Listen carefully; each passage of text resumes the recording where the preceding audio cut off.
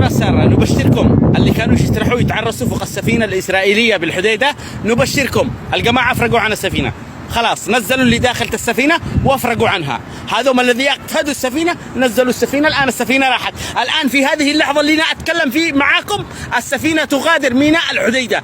الساعة 4:40 السفينة تغادر من ميناء الحديدة. هذول الذي اختطفوا والذي احتجزوا والذي اعلنوا الحرب على اسرائيل، بس حاولت ما نفلوا الاسلحه، ما نفلوا السيارات من السفينه وغادرت السفينه. عاد انا الصبح عملت منشور قلت هذا عمل يرفع الراس لكل يمني، وهذا كل احنا مع الحوثي اذا كان يعمل هذا العمل، واذا كان عدو اسرائيل فنحن معه. مسرع فكنا السفينه. عرفتم الان ما داخل السفينه يا شعب اليمن؟ هو داخلها اسلحه لقتلكم ماذا الحين. الدعم والاسناد من اسرائيل وصل للحوثيين. السلام عليكم ورحمة الله وبركاته. أسعد الله مساكم أحبتي الكرام، وأسأله عز وجل كما جمعنا رب العزة في هذه الدنيا أن يجمعنا في جنات ونهر في مقعد صدق عند مليك مقتدر، وأسأله عز وجل أن يبيض هذه الوجوه الطيبة. تحياتي للجميع. رحم الله من قال من جرب مثل تجربتي عرف مثل معرفتي. هذه الصورة اللي أمامكم هذه صورة مسربة للسفينة الإسرائيلية. سبحان الله، حبل الكذب قصير، وهذا من غباء الحوثيين. صوروا وفضحوا أمريكا. هذه أسلحة أمريكية زي ما أنتم شايفين، سيارات أمريكية وأسلحة أمريكية.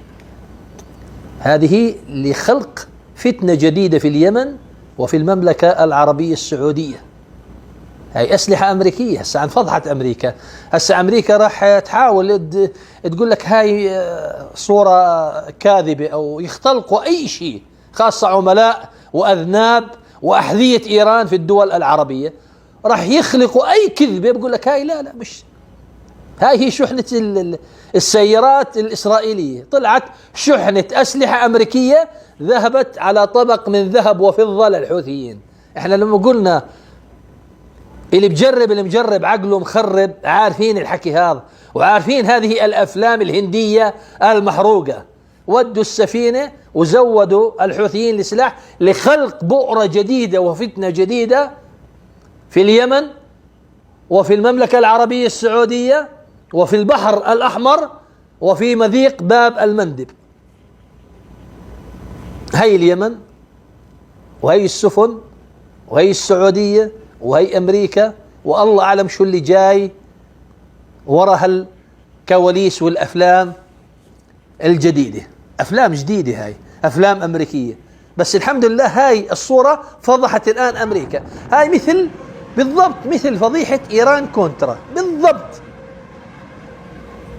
نفس الاشي كان ترسل أمريكا وإسرائيل سلاح لإيران أيام الحرب العراقية الإيرانية. كانوا أمام الناس إنه واقفين الأمريكان مع صدام حسين، ولكن من وراء الكواليس إسرائيل وأمريكا كانت ترسل الأسلحة وقطع الغيار لإيران. بحبوا الشيعة، بحبوا هذا الدين السبئي الذي دمر وحرق الشرق الأوسط. أمريكا بتحب. يا أخي شو بدكم في أمريكا؟ يا أخي هي بتحب الشيعة، شو قلنا فيهم إحنا؟ في لوبيات ترى شيعية وإيرانية موجودة في أمريكا، لوبيات كثيرة. كانت حبيبته لأوباما واحدة شيعية إيرانية، حبيبته هاي إيرانية شيعية، حبيبته لأوباما. بحبوا الشيعة. يا أخي شو بدكم فيه أنت؟ شو ما فيكم فايدة أهل السنة. أنت ما بتنفذوا أجندات أمريكا وتتجسسوا لصالح أمريكا، وأنتوا يا أهل السنة واضحين. هاي مشكلتكم، واضحين وصادقين، وما عندكم لف ودوران، ومن تحت الكواليس ومن خلف الكواليس في مضاجعة ومماتعة ونكاح سري وعلني. أنتوا واضحين. هاي مشكلتك يا السعودية، ما بتنافقي لك وجهين زي إيران وزي حزب الله وزي الميليشيات الشيعية. وهي مشكلتك يا أردن ومصر والإمارات. هاي مشكلتكم، أنتوا واضحين أمام الناس. بقول لك إحنا كذا كذا كذا أمام الناس، وما عندكم أسرار وإشي من تحت الكواليس ومن وراء الكواليس. سبحان الله. هاي الصورة فضحت الآن أمريكا.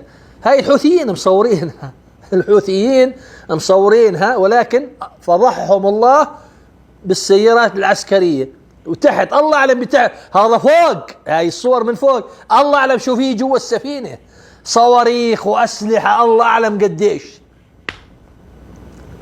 وبكرة تيجي السفن الأمريكية بدها تحمي البحر المتوسط ومضيق باب المندب تحمينا من الحوثيين، وهي اللي عطت الحوثيين الأسلحة عشان تهددنا. تخادم.